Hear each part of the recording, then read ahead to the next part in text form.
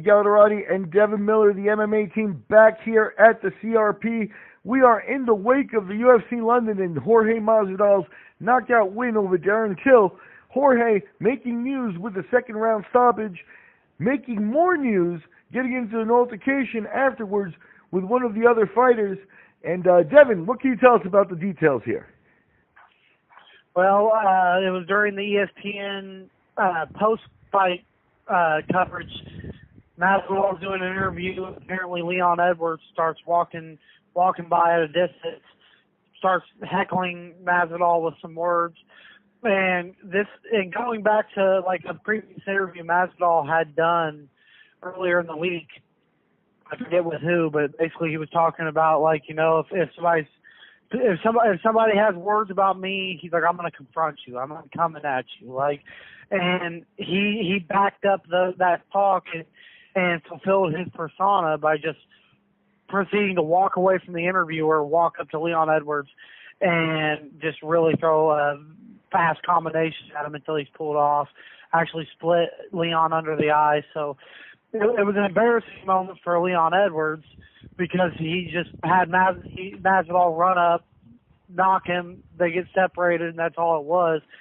And with Masvidal now, I believe we were just talking about this yesterday on the post-fight coverage of his knockout, that said his stock has probably never been higher after probably his career-defining moment up to this point with this great knockout of Darren Till. And he had a lot of talk this week. A lot of people are liking what they're seeing in interviews with Masvidal. They're starting to really like his persona, and I think this did nothing but help him. I mean, this is combat sports. I mean, obviously there could possibly be some form of disciplinary action taken on this. I don't know what that will consist of. I mean, he got $100,000 for fight of the night and knockout of the night, and I'm guessing there's a possibility he gets pretty much of that, a lot of that taken away in fines. Or, I don't know, maybe he won't get any disciplinary charges. I don't know. I haven't really heard nothing yet, which is I'm kind of surprised about.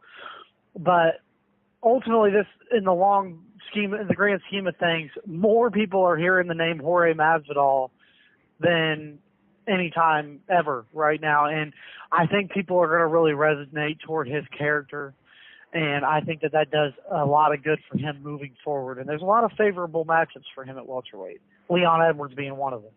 Well, what he was describing in the pre-fight interviews you're referring to is his sense of honor and stuff like that. And he is kind of a street kid from his beginnings. He talked about his humble beginnings. You know, some of that involves, like, you know, the famous fighting in backyards and stuff that, you know, let's say is quasi-legal kind of thing. You know, now he's become a professional fighter. But, you know, he always had a sense of honor and a sense of code. And I think if that was something that was affronted there, then definitely he was going to take action, and he hasn't changed a bit. I could tell you a story. He fought on a show that I put on in Russia at some point in his career. In the post-fight party, and it was a pretty wild post-fight party on a boat with, like, you know, on the river with a huge castle in front of it and stuff like that. So it was a lot of fun. It was definitely a high moment there with the Bodog crew. But afterwards, we were leaving, and it was the boat where the party was had other people there. It wasn't just a private party with the fight people, and there were people from some other group there where some guy slapped his girlfriend. And it's Russia. It's a different world. It happened, you know what I mean? And it was George who stepped in. Young George stepped up and smacked the guy in the head. And there was some display of anger from the Russians and stuff because they didn't understand what it was. But George wasn't going to let a guy hit a girl because no matter where he was, and he was in Russia in hostile territory, but he got up, and he was the guy who actually said, no, that doesn't stand. So it didn't surprise me one bit when I saw him put his hands behind his back and start walking. I would have said, uh-oh, the minute I saw it, you know, because that's very much, you said persona. I don't know if that's persona so much as that's the real George, you know what I mean? And as you said, that if that makes him popular, being himself and being real, then more power to him. And he, you know, but people should know that really, you know, Unless someone put Leon Roberts up to it and said, go talk trash and we'll do this and stuff like that, which I don't know. But if you've got one guy there who's a real dude, it's Jorge Masvidal. Yeah, I agree. And yeah, what you just brought up, you know, I wouldn't doubt it at all. And I'm sure you've seen it in your time in the business. And I'm sure there is people that, especially at this big level right now in a division that's so stacked, that, you know, there could be some backstage cooperation, like, hey, bro, you know what's going to really get us some attention? You know, I'm going to walk by during your post-fight interview.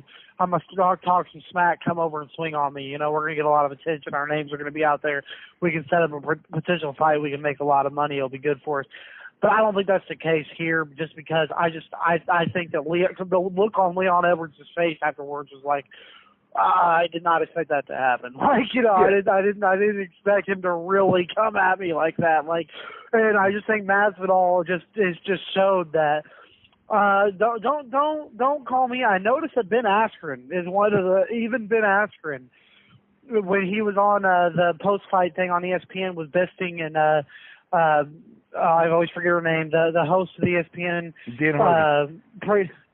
No, the woman is who I was referring to. I forget her name all the time. But even Askren was bringing up how he wanted to fight Till, and now that Till's fallen through, he's reconsidering the Robbie Lawler rematch, and there's some other fights. And they asked him about Masvidal. He's like, I'd love to fight at Masvidal, but I'm not sure that he wants to do that. He didn't seem too interested. But it's just funny because Askren's had beef with everybody. He's had beef with pretty much everybody but two men, Masvidal and Lawler, and they're very similar in their personalities. And it's like even Askren knows that there's just certain guys that you just respect, and you don't have any kind of backstory anger with. Like, and Masvidal and Lawler seem to be those guys, and even he was just kind of really respectful of Masvidal and didn't even really seem to call him out. So, well, let me ask you the question I should have asked you yesterday. Masvidal was in the top 15, but Till was 3. Where do you put him, Masvidal, now? How far does he shoot up? Does he make 5? Or do you settle him in around 7 or 8? Because, to be honest with you, at around 7 or 8, which might be the logical spot, he becomes less appealing as an opponent to Ben Askren, because Askren's, you know, kind of older and shooting for the top. You know, unless it's going to be a true number 1 contender match where the winner gets a shot at the champion.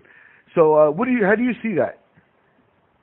Well, it's really hard to decide right now, because you got RDA in there, you got Ponzinibbio in there, and you got Robbie Lawler somewhere in there, and you obviously got Askren. So it's really kind of muddled in there because a lot of those guys haven't fought each other.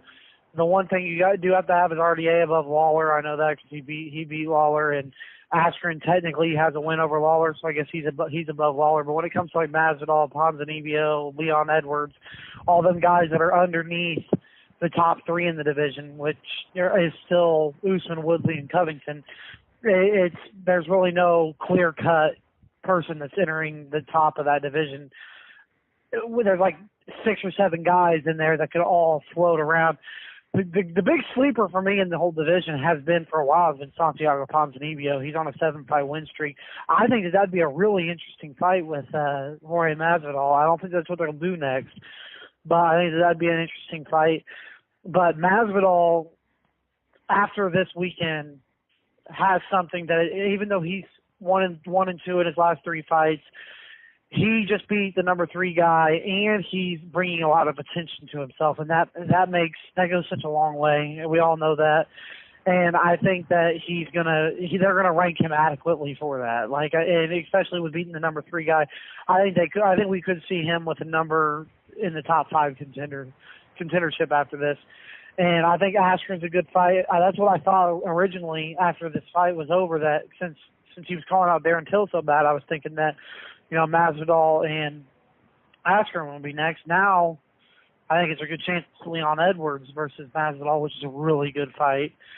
So this division, this is just a really great division right now. There's a lot of good potential matchups. I agree with you. There was something about, you know, I know we delve on conspiracy theories, and this is one I'm pulling out of a hat, and it's, as you stated, it probably was a fluid situation. But Masvidal did say, I'll be back in London, didn't he? He said that he definitely wants to fight back again in London. And who better to fight than Leon Edwards? Exactly. So that may be something that we get. As I said, I may be the only one pushing for it, but I'd like to see Ben Askren get Damian Maia just to see the battle of techniques on the ground and to do something a little bit different in the UFC than just put in sluggers. And that would be my take on it. But I did want to delve on the situation because I think the key factor there is that Leon Roberts got cut in the altercation. I think, that tells you that it was a little bit of a chaotic situation, a little bit out of control there because, you don't want that to happen if it's a stage situation or anything like that. So I think you have a fluid situation. You have guys that know how to build a heat for a fight. And Leon Roberts just won the co-main event. So what would be better for a step up than that? Yeah, and they're both going to be ranked in the top 10, and Leon Edwards is another guy, just like Ponzinibbio, who's on a 7-fight win streak. And the Leon Edwards fight, obviously, as you mentioned, makes a lot more sense with the whole altercation. And, you're going to – it's just when you look at this division, the one guy who's going to take a gigantic hit is Darren Till. He's going to take a very big drop in the division, and you're going to have Leon and Masvidal going up there, and then you got Askren and RDA and all these guys up in there. So there's just an unlimited amount of potential matchups right now. But I think that a Masvidal-Edwards match in Britain is definitely intriguing. I think it could headline a fight night now. And I think the winner of that would definitely be looking at, for sure, like a potential contendership fight right afterwards, like a potential title fight, eliminator after that fight. I'm Miguel Iturrate. He's Devin Miller. We are the CRP, and we are talking about Jorge Masvidal and his altercation with Leon Edwards post-UFC London.